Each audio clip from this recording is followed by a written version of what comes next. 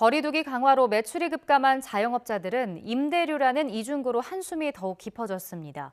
국회에서는 위기 상황에서는 임대료를 내지 않아도 되도록 하는 이른바 임대료 멈춤법까지 발의됐지만 논의는 다른 방향으로 이뤄지고 있습니다. 현금 지원이나 세제 혜택처럼 임대인과 임차인 양쪽의 부담을 조금씩 덜 자는 쪽에 초점이 맞춰지는데 그럴 만한 이유가 있습니다. 보도에 이대권 기자입니다. 한국 중소상인 자영업자 총연합회 출신인 민주당 이동주 의원이 발의한 법안이 임대료 멈춤법으로 불리는 건 이런 이유 때문입니다.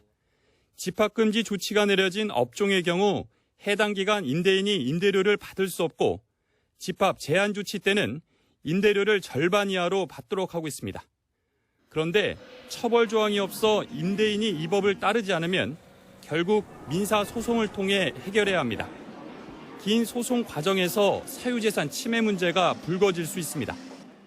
이익을 침해하는 것이 절대 아닙니다. 임대인과 금융기관의 이익을 잠시 연기하는 것입니다.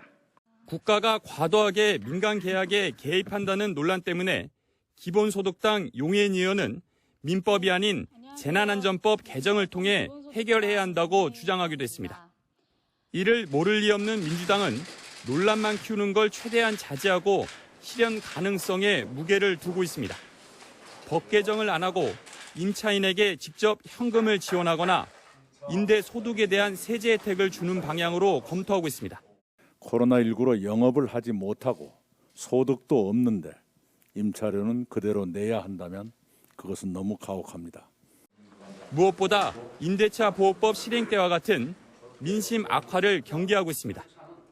이미 국민의힘이 이를 파고들고 있습니다.